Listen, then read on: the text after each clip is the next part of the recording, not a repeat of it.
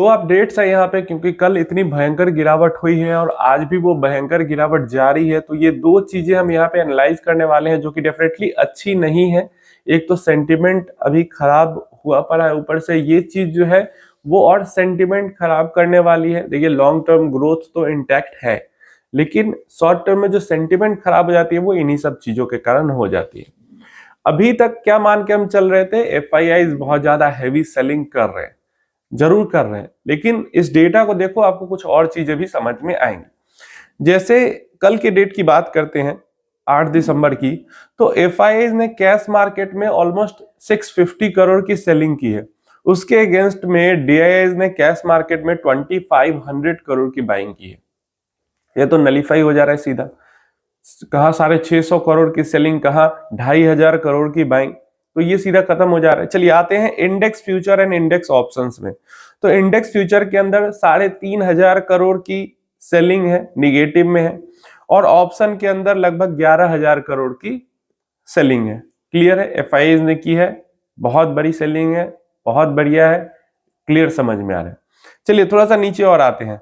Stock future के अंदर 1300 करोड़ की सेलिंग है और स्टॉक ऑप्शन के अंदर 1100 करोड़ की बाइंग। क्लियर है। तो कैश मार्केट में अगर देखें तो 600 के अगेंस्ट में 2500 करोड़ की बाइंग है। स्टॉक फ्यूचर के अंदर देखें 1300 के अगेंस्ट में 1100 करोड़ की बाइंग है। तो कैश मार्केट और स्टॉक लेवल पे भी, स्टॉक लेवल को भी अभी छोड़ देते हैं, सिर्फ कैश मार्केट की बात करें तो जिस तरीके की बाइंग एंड सेलिंग का फिगर है, मार्केट इस तरीके का क्रैश नहीं होना चाहिए था। जब इंडेक्स फ्यूचर और ऑप्शन की बात करते हैं तो ये इंडेक्स फ्यूचर ऑप्शन में जो बाइंग सेलिंग है या स्टॉक फ्यूचर ऑप्शन में बाइंग सेलिंग है, कौन से स्टॉक्स और कौन से इंडेक्स में ज्यादा बाइंग सेलिंग या मेनली बाइंग सेलिंग होती है? कोई भी जो फ्यूचर्स बाई सेल करता है, ऑप्शंस बाई सेल करता है, वो मेजॉरिटी में निफ्टी 50 या बैंक निफ्टी, बस दो ही तो इंडेक्स हैं। स्मॉल कैप में इंडेक्स को सेल बाई करने थोड़े ना जाता है, फ्यूचर ऑप्शन को कोई करता है? कोई नहीं करता है। या फिर स्टॉक का जो फ्यूचर ऑप्शन है वो भी जो बड़े स्टॉक्स हैं वहीं पे, खासकर एफआईआई तो हाई लिक्विडिटी स्टॉक्स, जो बिगेस्ट जाइंट स्टॉक्स है उसी के अंदर काम करते हैं। तो जो फ्यूचर और ऑप्शन का स्टॉक का फ्यूचर ऑप्शन है वो तो फिर भी ऑलमोस्ट बाइंग सेलिंग में 200 करोड़ का अंतर है। जो हेवी सेलिंग इंडेक्स में हुई है वो इंडेक्स सिर्फ बैंक निफ्टी और निफ्टी में हुई है। तो मिड कैप इंडेक्स जो इतना गिरा है और स्मॉल कैप इंडेक्स जो इतना गिरा है, वो क्यों गिरा है? वहां पे तो एफआईआई इंडेक्स के ऊपर उतना सेलिंग कर ही नहीं रहे, या फिर नीचे का जो मार्केट है वहां पे तो फिगर एफआईआई का उतना बुरा दिख ही नहीं रहा है, फिर इतनी तगड़ी गिरावट कैसे हो गई? ये समझ रहे हो? ये डेटा कहता है कि एफआईआई ने, ठीक है, निफ्टी में, बैंक निफ्टी में, निफ्टी बैंक निफ्टी के स्टॉक्स के अंदर की है, सेलिंग बाइंग की है अच्छा खासा, लेकिन कैश मार्केट में तो उतना एफआईआई ने बेचा ही नहीं है, उससे ज्यादा तो डीआईआई ने खरीद लिया है, फिर भी इतनी गिर गई। स्मॉल कैप इंडेक्स भी गिरा बहुत, मतलब 2% से ऑलमोस्ट 2.5% के पास गिरना, स्मॉल कैप का, मिड कैप का 2% गिरना, ये बड़ी बात है। इवन माइक्रो कैप भी गिरा हुआ है 2.5-3% के आसपास, बड़ी बात है।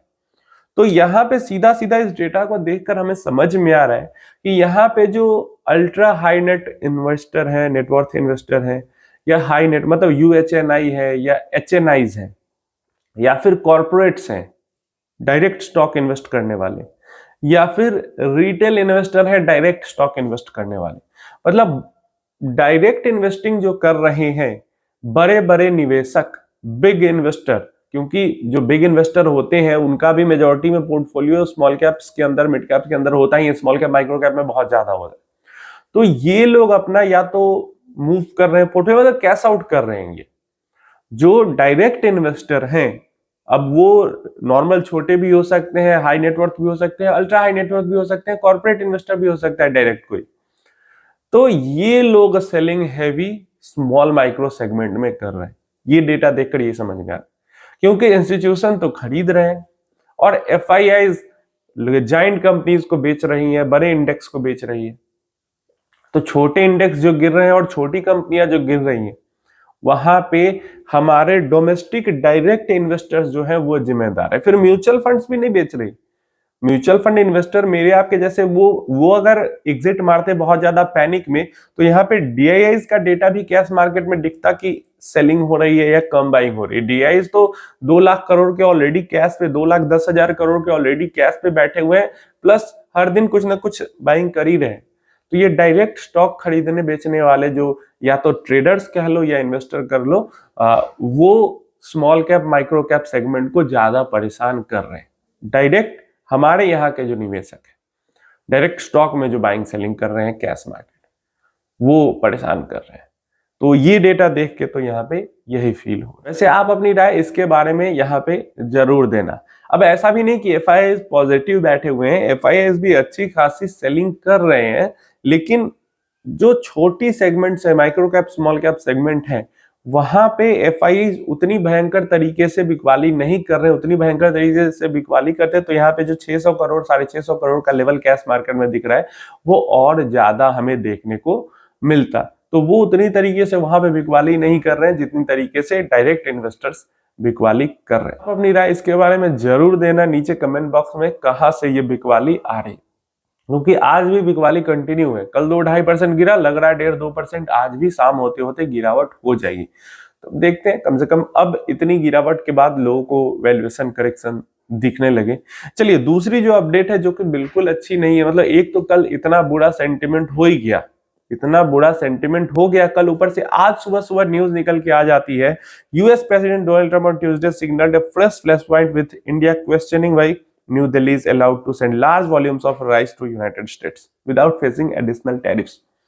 सुबह सुबह ट्रंप का कमेंट आता है कि भाई भारत को क्यों अलाउ किया जा रहा है यूनाइटेड स्टेट, यूएस के, अमेरिका के अंदर में इतना सारा चावल भेजने के लिए बिना एक्स्ट्रा टैरिफ लगाए हुए।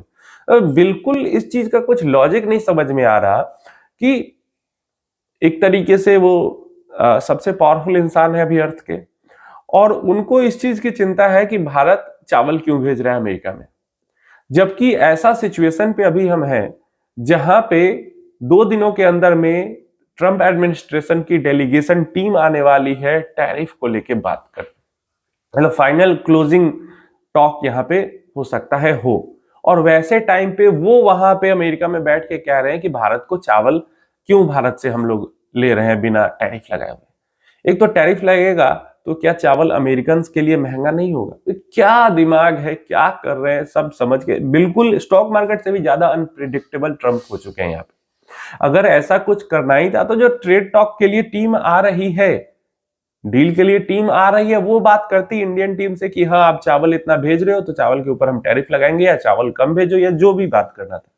लेकिन ट्रंप जानबूझकर सेंटिमेंट खराब करने के लिए मीडिया के सामने आकर ऐसा बयान दे रहे हैं। हो सकता है, खासकर मैंने बोला था कि पुतिन आए हैं, काफी सारी डील्स वगैरह हुई हैं, गए हैं, तो ट्रंप की सुलग रही होगी, तो ट्रंप कुछ ना कुछ अनाप शनाप बकेंगे। अब जाने के बाद बक रहे हैं, अब बकना उन्होंने स्टार्ट किया है। तो ट्रंप ने एक सुबह सुबह मूड खराब करने वाला स्टेटमेंट दे दिया जिसकी कोई जरूरत नहीं थी। ये जो बातचीत है वो जब ट्रेड टॉक्स होते फाइनल क्लोजिंग के लिए तो वहां पे भी हो सकती थी, लेकिन जानबूझकर मीडिया के सामने ऐसा बयान दिया गया है। आपको भी पता है क्यों दिया गया है, वो सेंटिमेंट खराब करने के लिए दिया गया है, डिस्टर्ब करने के लिए दिया गया है स्टॉक मार्केट को, इकोनॉमी को। उम्मीद है आप अपनी राय इसके बारे में जरूर देना, उम्मीद है इंफॉर्मेशन हेल्पफुल होगी। आपको क्या लगता है, ये फिजूल का स्टेटमेंट का कोई जरूरत था यहाँ पे या नहीं था, और जो सेलिंग हो रही है उसके बारे में आपको क्या लगता है, नीचे कमेंट बॉक्स में जरूर बताना। जब सेंटिमेंट खराब होने लगता है ना तो फिर चारों तरफ से खराब होने लगता है।